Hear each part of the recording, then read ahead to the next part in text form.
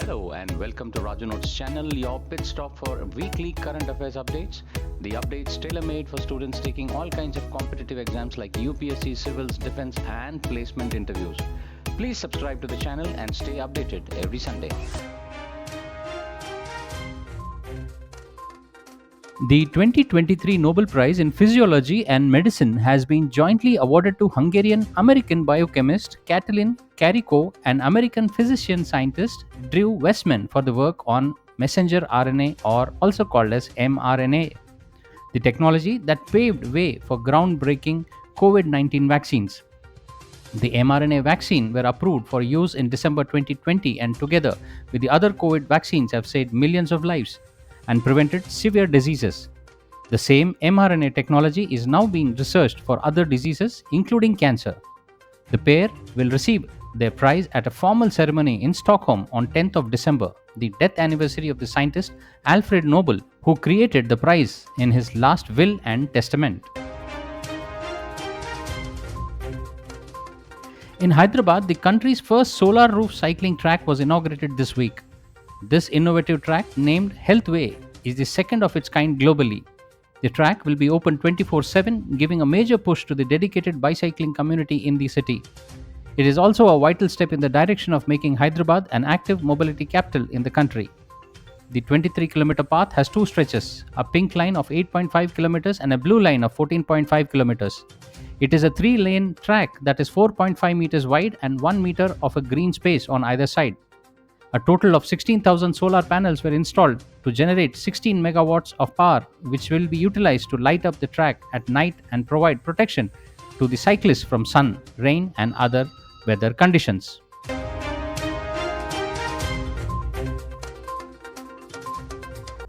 The World Bank has decided to maintain its growth forecast for India in fiscal year 2022-23 at 6.3%. This decision comes as India continues to exhibit strong economic growth despite facing substantial external challenges.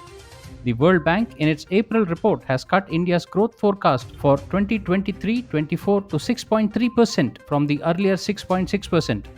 According to the World Bank's latest India's Development Update (IDU), the International Financial Institution's flagship half-yearly report on the Indian economy observed that despite significant global challenges, India was one of the fastest growing major economies in 2022 and 23 at 7.2%.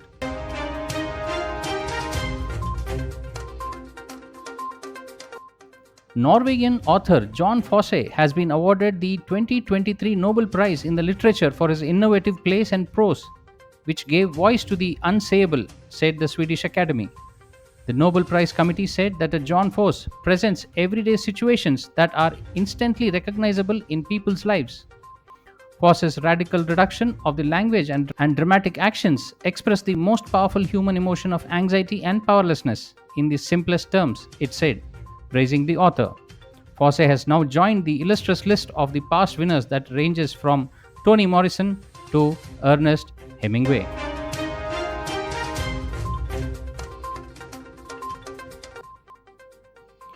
In a significant stride towards bolstering digital payments and financial inclusions in United Arab Emirates, NPCI, that is International Payment Limited (NIPL) and subsidiary of the National Payment Corporation of India (NPCI), has inked a landmark agreement with Al Etihad Payments (AEP), an indirect subsidiary of the Central Bank of UAE.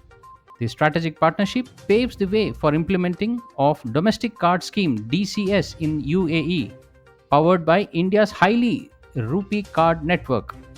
Under the agreement, NIPL and AEP will collaborate closely to construct, deploy, and operationalize the UAE's National Domestic Card Scheme, which aims to accelerate the growth of e-commerce and digital transactions, advance financial inclusions, and align with the UAE's ambitious digitization agenda.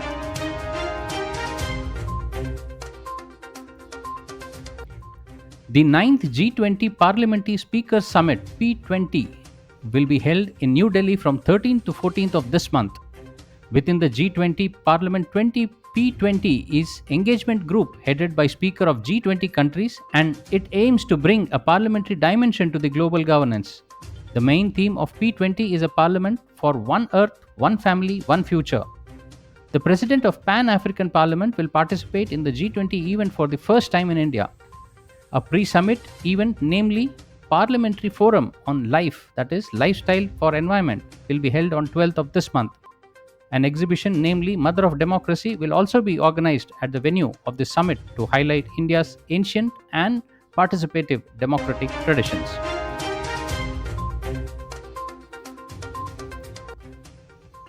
Indian origin professor Dr. Jyoti Gupta has received the Spinosa Prize, the highest distinction in Dutch science, for her work in the field of climate change at a ceremony in Netherlands. The Dutch Research Council (NWO) prize is worth 1.5 million euros, which Gupta intends to spend on scientific research and activities related to knowledge utilization. Jyoti Gupta is a Dutch environmentalist scientist who is a professor of environment and development in the Global South at the University of Amsterdam.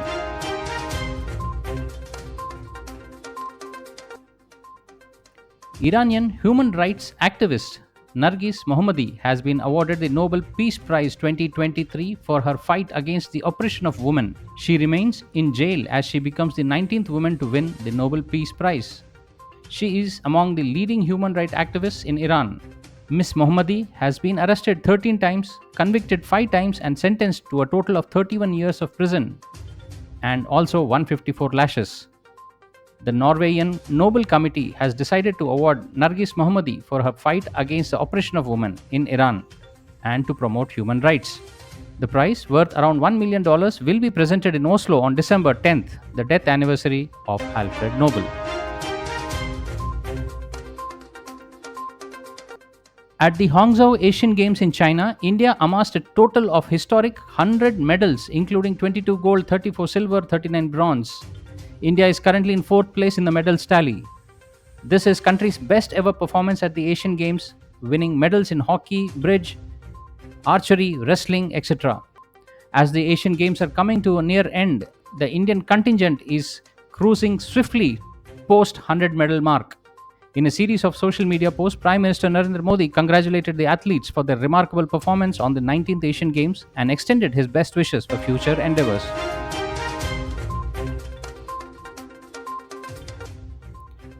President of Tanzania, Samia Suluhu Hassan, will visit India from the 8th to 10th of this month. Urging her stay in New Delhi, the visiting dignitary will meet President Draupadi Murmu. She will be accorded a ceremonial welcome at the forecourt of Rashtrapati Bhavan. The Tanzanian president will also hold bilateral talks with Prime Minister Narendra Modi. She will also participate in a business and an investment forum in New Delhi on 10th of this month. The upcoming visit will further improve and strengthen the historic friendly relations between India and Tanzania. Taliban regime in Afghanistan has criticized the Pakistani government's policy to expel all Afghan immigrants without legal documents by 31st October. Calling it unfair and unjust, Taliban's acting defense minister Mullah Muhammad Yaqub Mujahid asked Pakistani citizens, its religious clerks and political elders to stop the officials from committing such cruelty to Afghans. He also called upon Afghans investors to withdraw from Pakistan and instead invest in making Afghanistan self-sufficient. The Pakistani government in the past has blamed Afghan immigrants, terror attacks and drug smuggling.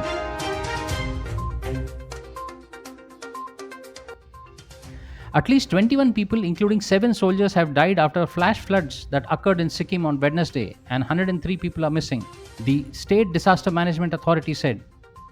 Over 3,000 tourists are stranded. 2,500 people have been evacuated and 6,000 have been moved to relief camps. Search and rescue efforts are to locate the 16 missing soldiers.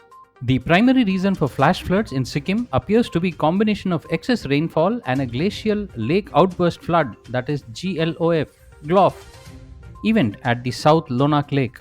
The National Disaster Management Authority said GLOF can be triggered by several reasons, including earthquakes and extremely heavy rains.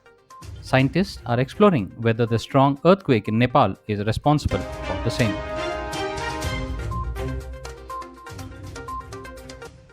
At least 40 people have been killed in Israel after a major surprise attack, with militants crossing into Israel from Gaza during heavy rocket fire. Several Israelis have reportedly been taken back to Gaza as hostages. Israel has responded with a wave of airstrikes on targets in Gaza, killing 161 people, Palestinian officials said. Israel Prime Minister Benjamin Netanyahu said Israel is at war and vowed that Hamas, Gaza's ruler, will pay a price that has never been known. This is one of the most serious escalations in the Israel Palestine conflict this year. The attack by Palestinian militant group Hamas saw fighters cross the perimeter fence just after dawn. At the same time, barrage of rockets were launched from Gaza, some reaching as far as Tel Aviv and Jerusalem. How the gunmen managed to penetrate one of the most heavily fortified borders in this world is unclear. The Israeli military has said that dozens of fighter jets are carrying out an airstrike on Hamas site in Gaza, and it has hit 17 Hamas military compounds as we are recording this video. It also said that it has mobilized tens and thousands of reservists. The Palestine Health Ministry also confirmed 161 people dead from Israeli strikes. This is an ongoing subject and we will keep an eye on it. And now for the segment where we see the events that unfolded itself this week back in history. 1st October 1949, People's Republic of China established. In Beijing, with the most of the Chinese mainland held by Communist People's Liberation Army, its dynamic leader Mao Zedong proclaimed the establishment of the People's Republic of China on this day in 1949. 2nd October 1836, Charles Darwin's return to England. Naturalist Charles Darwin returned to England this day in 1836 after a 5-year journey on the HMS Beagle, on which he gathered the specimens and observations that led to his theory of evolution by natural selection.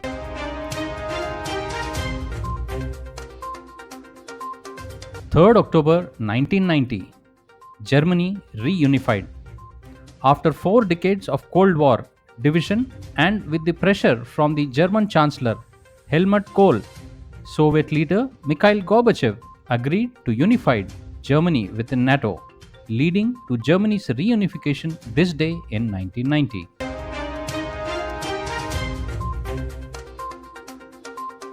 Fourth October 1957, Sputnik 1 launched by USSR.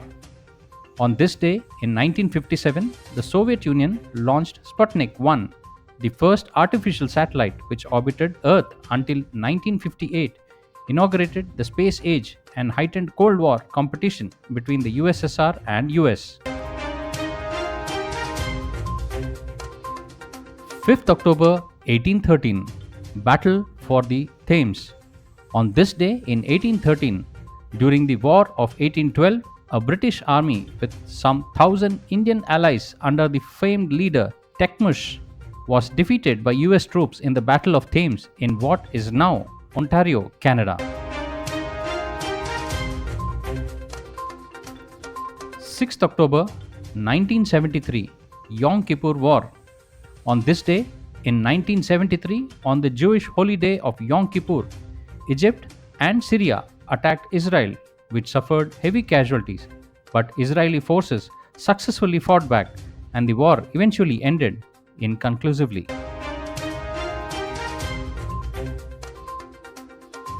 7th October 1949, German Democratic Republic proclaimed. On this day in 1949, a constitution went into effect in the Soviet occupation zone of Germany that formed the country of East Germany, which existed along with West Germany until 1990, when the two Germanys united. Well, that's all friends for this week's updates. See you soon next Sunday on the same channel. Till then, take care. Bye bye.